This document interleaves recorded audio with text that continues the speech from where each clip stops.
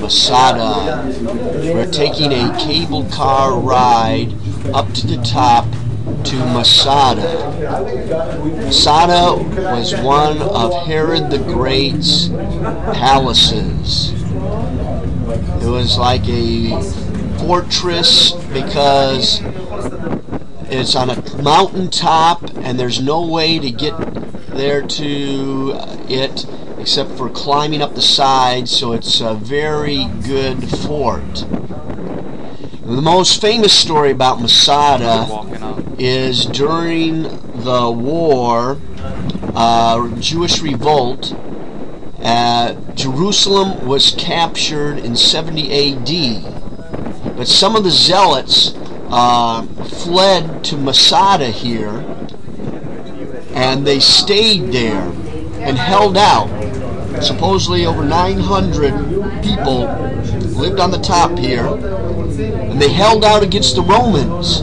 The Romans had no way to get to the top there unnoticed.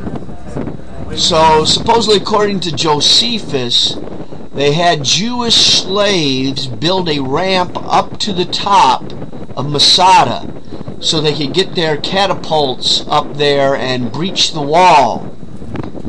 And so they built this rampway up to the top, and they were about ready to breach the wall. But these zealots, 900 of them, they breached the wall. They came up there, and everyone was dead. It's because they did not want to be taken alive as slaves. So they drew lots, and they would see who would kill. Each one would kill their own family, and then in turn the men would kill each other till there was one remaining person who would commit suicide. And when the Romans got to the top there and breached the wall, everyone was dead. And now, today, the Israelite army, new recruits come to the top here, and it's a very famous historical site in all of Israel. You can still see it. You can see the ramp right there. It went up to the top. That was built by Jewish slaves. There's the big catapults. And all the way around the whole site. And there's part of it right there, the ramp going up. And over to the side you can see the remains of the Roman. We're inside a synagogue now. That was up there. And you see a black line. That's where they have built up. The stones had fallen down and they put them back up there. We're looking now down into a cistern. Water would come in, and they had these big, huge cisterns. And this is a little model, and he's showing how the water would come in through the cisterns. We'll see one of these cisterns when we go out. That's where we had cut down to one of these cisterns where we lost you guys.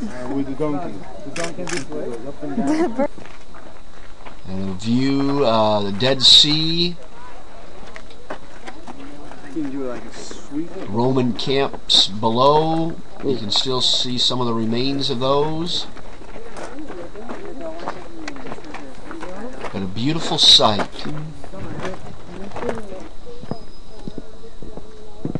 Now we're looking down over the precipice there, and there was like 3 different layers of buildings along the sides of the cliff there of Masada. There are the Roman camps.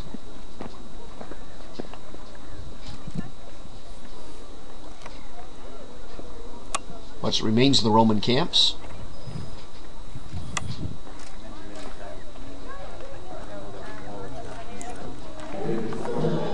Now we're going on the inside here and seeing the bath.